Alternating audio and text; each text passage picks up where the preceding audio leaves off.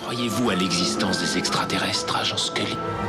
Il y a toujours autre chose derrière les apparences. Agent fédéral, ne partez pas, arrêtez! Quoi qu'il y ait, il semble que ce soit mortel. Si ce n'est pas un être humain, qu'est-ce que c'est alors?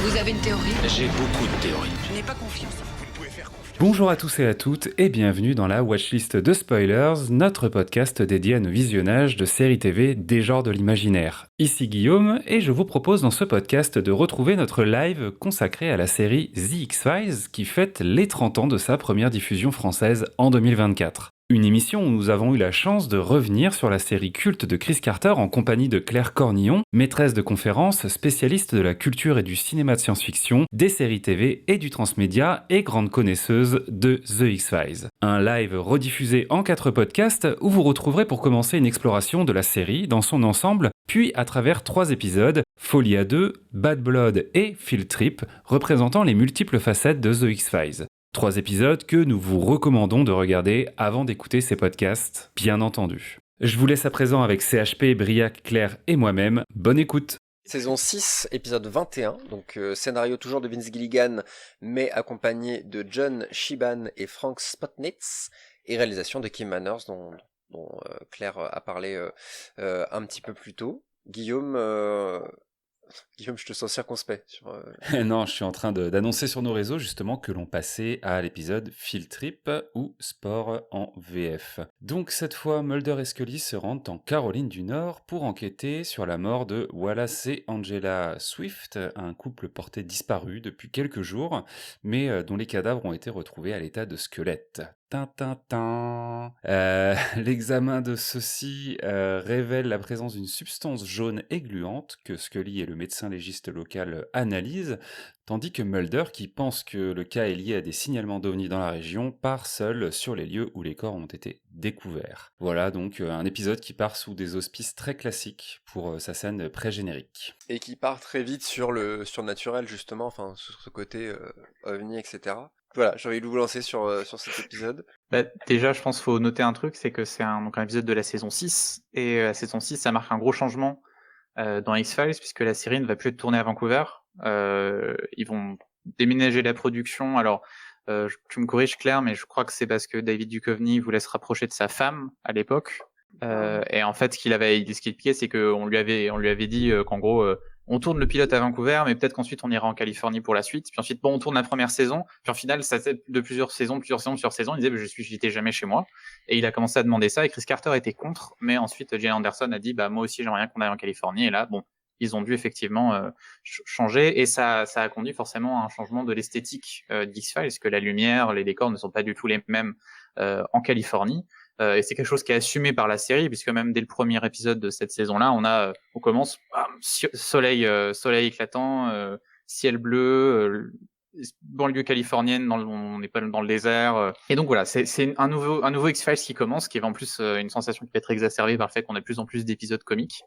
Mais personnellement, moi, c'est un changement que j'ai bien aimé, alors que je le redoutais quand la première fois que je l'ai regardé, parce que tout le monde disait une fois qu'ils sont plus à Vancouver, c'est plus pareil. Alors effectivement, cette ambiance manque, mais t'as quand même 5 saisons avant de Vancouver, et il y a une autre identité visuelle qui se développe là et qui s'exploite vachement bien, même si parfois on en a un petit peu marre des déserts à certains moments, mais c'est quand même super intéressant, et donc c'est pour ça aussi qu'il y a peut-être une ambiance un tout petit peu différente dans celui-ci par rapport aux 2 autres épisodes dont on a parlé aujourd'hui. Et ensuite, faut noter que ça a été conçu de l'aveu de Spotnitz comme une version sérieuse de Bad Blood. En fait, c'était leur référence. Après Bad Blood, ils voulaient réexaminer ces thèmes-là, mais en le faisant, en enlevant l'aspect peut-être humoristique. Parce que tu veux nous dire, Claire, de Field Trip, parce que c'est toi qui as proposé cet épisode quand on cherchait...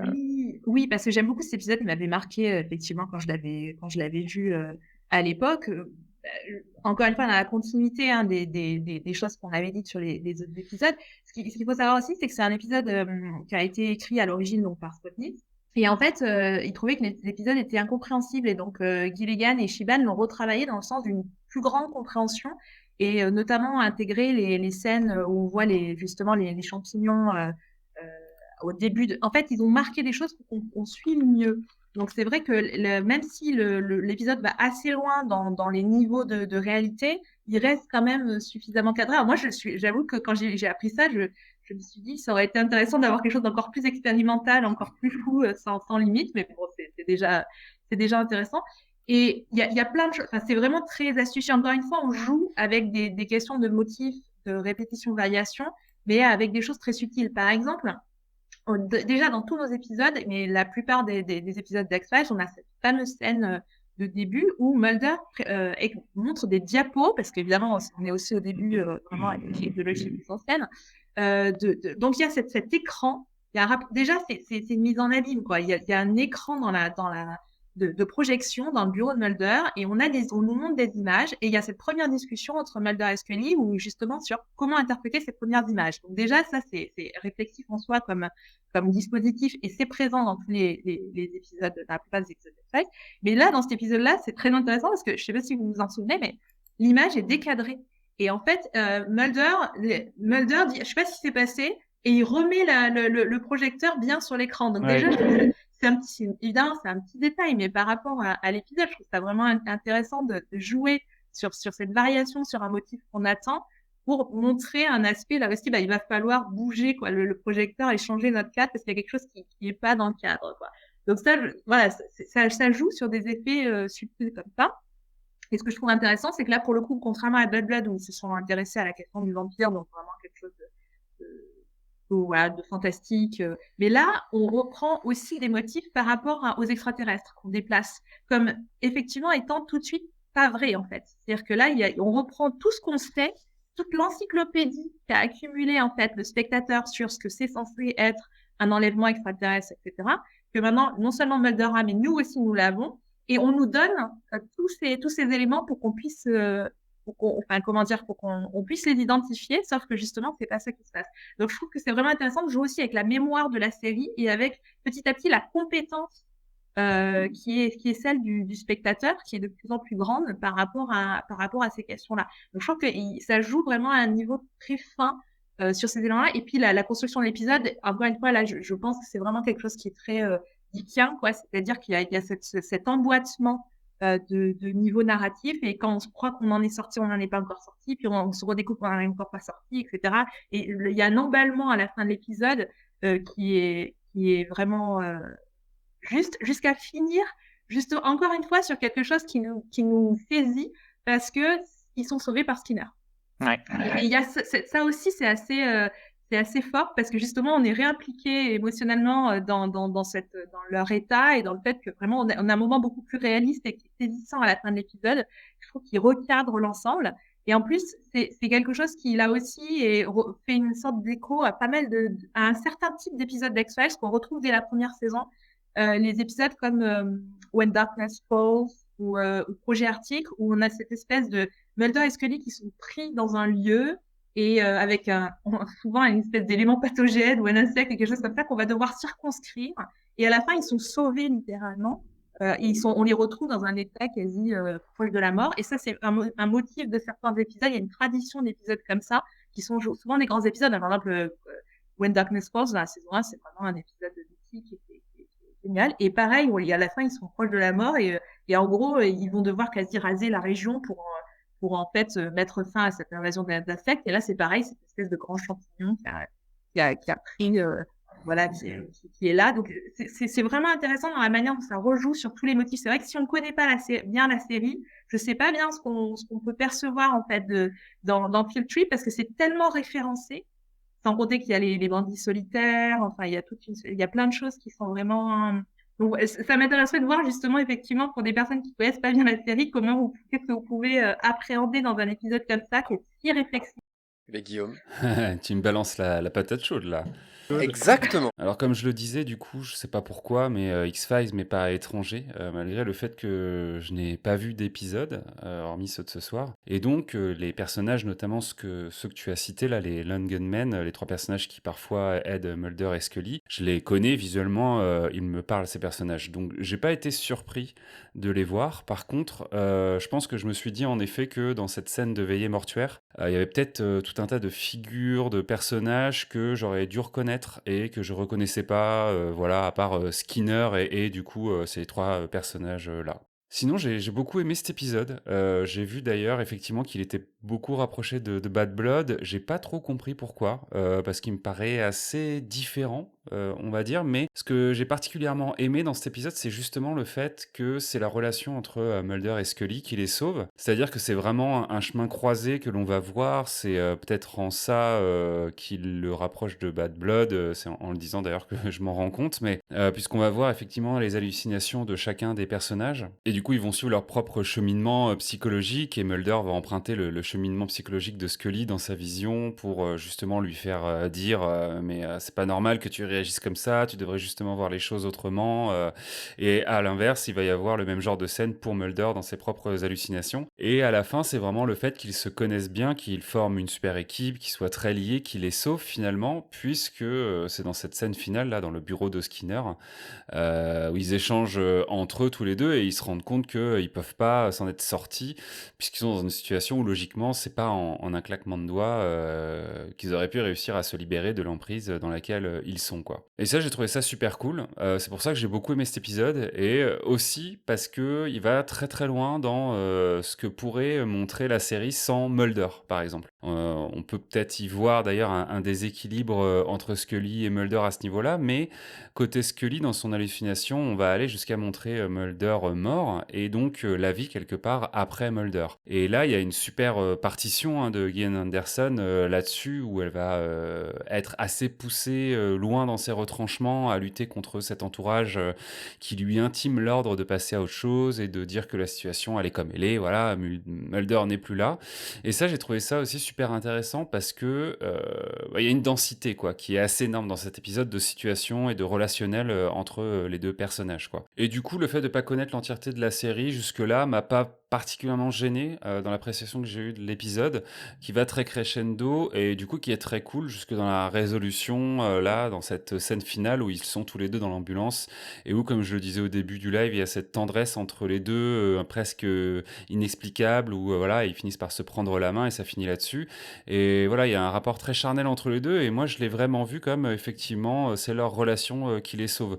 Beaucoup plus d'ailleurs que dans Bad Blood où on était plutôt sur ce qui les différenciait ou en tout cas presque ce qu'ils ne pouvaient plus supporter l'un de l'autre, quoi, presque comme un vieux couple justement là. Et dans mon cas, ce qui m'a surpris, n'ayant quasiment rien vu de X-Files, c'est pas 4 épisodes où j'allais me faire un avis définitif, c'est sur la présence du petit homme vert, enfin gris en l'occurrence, où c'est quand même une interrogation que j'ai encore aujourd'hui de savoir est-ce qu'il y a vraiment un moment où le thème... Parce que, et c'est un truc que j'aurais dû dire plus tôt, mais c'est vrai que pour moi X-Files c'était les extraterrestres. Je pensais pas que ça allait forcément s'intéresser à un peu tout ce que peut englober le surnaturel et le paranormal, tout ça.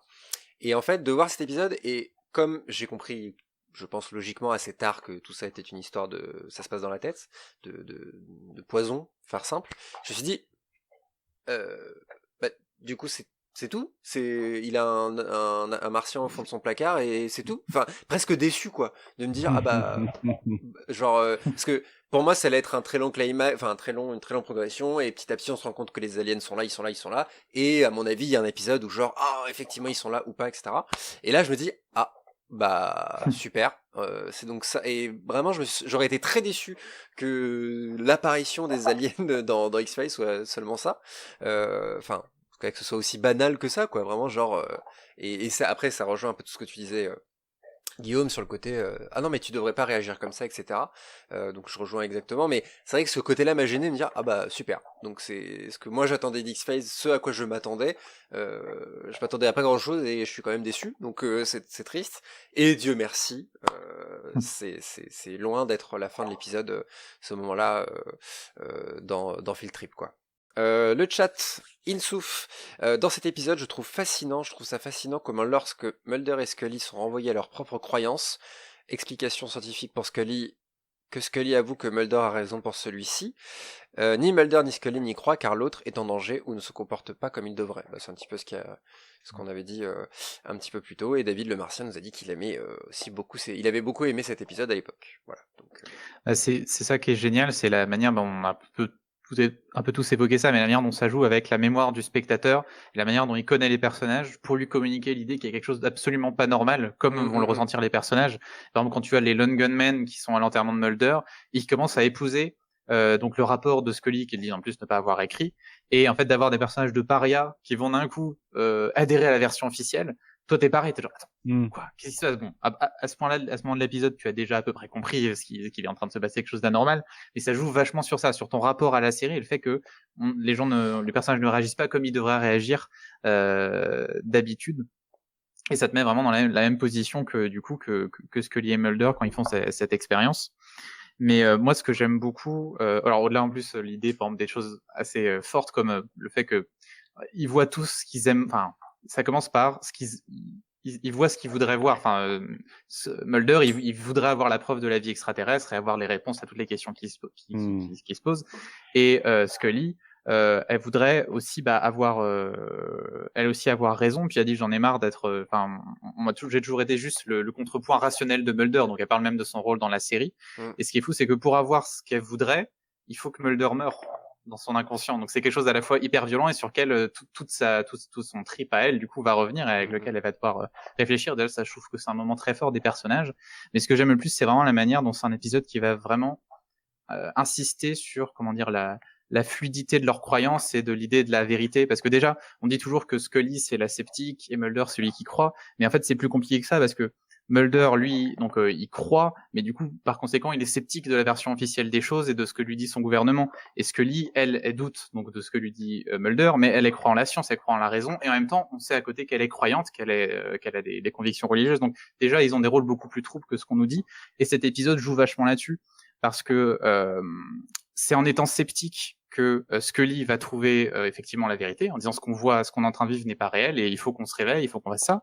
Mais ce qui leur arrive, cette idée que donc ce spore, enfin donc ce champignon en train de les mettre dans une fausse réalité pour pouvoir les dévorer, donc les endormir, et qu'en fait il y a une vérité qu'ils ne voient pas, c'est exactement le complot que cherche à révéler Mulder au niveau macroscopique du récit. Donc en fait elle est en train, en étant sceptique, de croire comme Mulder à cette idée, donc on nous cache la vérité, et c'est pour ça que cet épisode est vraiment hyper bien construit. Et du coup cette image finale d'avoir leurs mains qui se rejoignent alors qu'ils ont presque affronté la mort, on les déterre littéralement, c'est une des images les plus fortes d'X-Files. Et c'est marrant parce que moi c'est un épisode, je me souviens l'avoir vu, mais j'avais dû genre binger cette saison, enfin j'avais dû regarder plein d'affilés, et il m'avait pas marqué plus que ça. Et donc quand Claire a nous proposé de le revoir, je l'ai revu, et là ça a été vraiment une claque, et c'est dans mes épisodes préférés, peut-être le préféré, je sais pas, mais il m'a vraiment beaucoup, vraiment impressionné et ému cette fois-ci, quoi. Ouais, vraiment, c'est un épisode encore une fois, qui nous explique comment fonctionne X-Files, ce que tu disais sur la question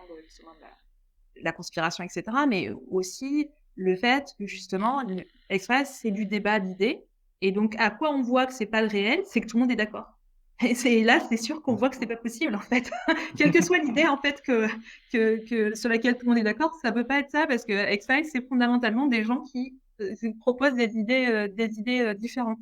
Et donc, ça, c'est vraiment, je trouve, très, très fin dans la manière dont c'est fait, et justement, très fin au niveau aussi psychologique du traitement des personnages. Encore une fois, il y a tous ces niveaux qui sont tenus, à la fois le propos idéologique de la série, mais aussi l'investissement qu'on a par rapport aux personnages. Et ça, je trouve que c'est une des grandes forces de cet épisode et de la série en général. En plus, il y a il y a tout un travail de mise en scène, parce qu'après, ça s'emballe petit à petit. Et c'est vrai que les passages par exemple, justement, au moment de l'enterrement, enfin, du funérailles de Mulder, le passage avec le faux plan séquence qui fait clairement, j'imagine, quand Mulder passe devant la caméra, mais ça permet de revoir l'appartement vide après. Il y a tout un travail comme ça de reconfiguration constante à la fois des récits, des images, et petit à petit, ça c'est vraiment quelque chose qui s'emballe, quoi. Comme en fait vraiment les récits justement de réalité virtuelle où il y a le virtuel qui se reconfigure littéralement sous nos yeux, et parce que dès que les champignons voient qu'ils pourraient sortir du truc, ils reconfigurent l'univers pour pouvoir continuer à les garder. Donc ça, c'est vraiment, je trouve ça intéressant d'avoir pris ce type de fonctionnement avec une histoire de champignons hallucinogènes, parce que on aurait pu avoir exactement le même épisode, encore une fois, dans une espèce de réalité virtuelle, et je trouve ça intéressant. Et on est mine de rien, de par les champignons, dans une certaine forme de réel, et ça me rappelle. Je reviens sur un message de David le Martien qui nous parlait justement de l'organisme vivant le plus grand de la planète qui a été découvert en l'an 2000 dans une forêt américaine en Oregon. Donc c'est un champignon de 5,5 km de diamètre, tandis que son mycélium s'étend sur une superficie de 9 km², c'est vous dire si c'est précis, et dont les filaments plongent sous terre à près d'1 mètre de profondeur. Ce champignon serait âgé de 2400 ans. Donc c'est pareil quoi. Pour le coup c'est un organisme terrien classique, mais voilà, ça donne une autre ampleur. Et Franny nous propose un peu de Theorycraft, parce que ça a manqué dans ce live. Est-ce qu'ils sortent vraiment du champi à la fin, ou est-ce que ce ne serait pas le fantasme final des sports pour les endormir? Et là, il faut lancer le générique d'X-Files derrière. Fin du live. Ça, justement, je trouve que c'est un aspect que je suis content de ne pas avoir beaucoup trouvé dans les épisodes. Et on l'a dans celui-là, mais moi, je choisis de croire qu'ils s'en sont sortis. Et puis, de toute façon, je pense que c'est ça qu'il faut voir, quoi. Mais j'avais vraiment peur de ces espèces de fins ouvertes, là, qu'on pouvait avoir dans Au-delà du réel, par exemple, ou autre, où on nous raconte tout un truc, et à la fin, il y a la dernière image, et vas-y, démerde-toi avec ça, et ça te laisse dans un malaise profond. Enfin, moi, en tout cas, ça me laisse dans un malaise profond. Cet épisode, il pourrait complètement ouvrir sur ce truc-là, puisqu'on est dans une hallucination ultra réaliste, donc peut-être que la fin, ça l'est, mais franchement, j'espère pas, parce que je déteste ce genre de fin ultra ouverte comme ça, et on n'en a pas eu dans ces épisodes, donc ça me va très bien. C'est des fins hyper frustrantes. Ouais, la fin de l'épisode de Bad Blood aussi, c'est rageant quoi. Moi je suis vraiment très sensible à ça, de me dire mais du coup où sont-ils, ils s'en vont, et qu'est-ce qu'ils font? Ouais. Même au-delà de ça, on n'en a pas trop parlé si on fait un mini retour en arrière, mais au final, Bad Blood n'explique même pas comment les personnages se sortent des péripéties dans lesquelles ils sont, puisque Mulder se réveille dans une voiture après avoir été assailli par plus d'une dizaine de personnes, et Scully, elle était aux mains du shérif, et pareil, elle revient, mais avec la veste du shérif, donc ça montre bien qu'elle n'a pas été particulièrement agressée par ce mec-là. Ouais, ils nous disent qu'ils sont pacifistes, donc on doute qu'ils ont juste refait partir. Parce qu'ils ne les tuent pas, mais bon, c'est vrai que ça pose plus de questions que de réponses, quoi. Franny revient sur sa théorie, il y tient. La scène m'a mis le doute parce que je ne connais pas la relation des persos à ce moment de l'histoire. Est-ce que la main dans la main, c'est normal? Oui, voilà. Ouais, dès le début, Mulder et Scully sont très très tactiles entre eux, hein. C'est un truc qui m'avait impressionné quelque part. Peut-être parce que ça fait plus d'1 an qu'on n'a pas le droit de serrer des gens dans nos bras, mais ils sont vraiment dans un rapport très... ouais. Et puis on a eu le premier I Love You dans la saison, déjà dans un épisode de début de saison, même si Scully ne pense pas que Mulder croit ce qu'il est en train de dire à ce moment-là, mais déjà leur relation est vraiment en train d'avancer à ce stade de la série. Dans ces 3 épisodes, Mulder et Scully enquêtent très souvent de leur côté, mais courent quand même à la catastrophe. Est-ce qu'on peut donc dire que les X-Files marchent bien avec ce duo, et donc, comme Claire le disait, la confrontation d'opinion? Non, mais c'est un petit peu ce que tu disais, c'est ce qu'on cherche, c'est avant tout la confrontation des convictions, et de Scully qui a des croyances religieuses, Mulder qui veut enfin tout ça quoi. Je pense que c'est un petit peu ce que tu disais, Briac, quoi. Est-ce que du coup, pour ouvrir un petit peu, pour toi, Claire, ça marche aussi bien quand on va avoir des duos, mais que c'est pas, par exemple, Mulder, qu'on a par exemple John Doggett qui arrive dans la saison 8, oui c'est ça. Est-ce que pour toi ça fonctionne aussi bien qu'avec Mulder et Scully, ou est-ce que du coup le changement de personnage va affecter cette dynamique? Alors bon, rien ne fonctionne aussi bien que Mulder et Scully. C'est vraiment c'est vraiment l'ADN de la série, même si c'est vraiment en fait Scully pour moi qui est l'ADN de la série. D'ailleurs, c'est elle qui reste, et d'ailleurs la série commence quand elle arrive. Donc c'est vraiment voilà. Mais c'est vrai que de toute façon, plein d'autres personnages jouent ce rôle effectivement d'interlocuteur avec lesquels on échange des idées, etc. Donc tous les personnages potentiellement peuvent jouer ce rôle. Mais c'est vrai qu'il y a quelque chose qui est vraiment fondamental dans le dialogue entre Mulder et Scully. Et d'ailleurs, en fait, c'est l'erreur, comment dire, c'est l'erreur originelle justement des ennemis de Mulder, parce qu'ils mettent Scully mais dans les pattes de Mulder. Mais en fait, Scully, elle a vraiment un rôle dialectique, quoi. C'est parce que elle vient argumenter avec Mulder que Mulder affine ses idées et s'approche en réalité du réel. Donc il y a aussi tout cet imaginaire du fait que la discussion fait aussi évoluer ça l'amène encore plus au but. Donc finalement, le fonctionnement vraiment de la discussion entre Mulder et Scully c'est l'ADN de la série, quoi. C'est ça. D'ailleurs, c'est vraiment une série où il parle beaucoup. Les dialogues sont très particuliers quand même dans X-Files, hein. C'est des dialogues très écrits, à la fois très techniques dans les deux, que ce soit celui de Mulder ou celui de Scully. Puis il y a toute une tas des longs monologues, notamment dans tous les épisodes écrits par Chris Carter. Donc ça, vous les avez pas vus, mais il y a une tradition du monologue final ou du monologue d'ouverture en voix off dans les épisodes de Chris Carter. Il y a une place vraiment du discours qui est inhabituelle et qui est spécifique vraiment à la série. C'est la fin de cette watchlist consacrée à la série The X-Files en compagnie de Claire Cornillon. Merci à tous et à toutes de votre écoute. N'hésitez pas à vous abonner à l'émission Spoilers sur votre fournisseur préféré de podcast et à nous mettre 5 étoiles et un petit commentaire si vous en avez l'envie. C'est clairement la meilleure manière de nous soutenir en 2024. Merci à celles et à ceux qui l'ont déjà fait et à bientôt pour de nouvelles watchlists. Salut! Bonus. Trax. Alerte rouge pour tous les fans de Star Trek! Pour avoir des analyses détaillées sur chacun des épisodes des nouvelles séries Star Trek, écoutez Le Cadran Pop, un podcast qui analyse tout Star Trek, à commencer par tous les épisodes des séries récentes. On parle aussi des films et de plein d'autres choses. Alors si vous voulez vivre longtemps et prospérer, écoutez Le Cadran Pop sur toutes les applications de podcast via le flux du coin pop. Et vous pourrez aussi vous téléporter sur notre site internet podcast.lecadranpop.fr.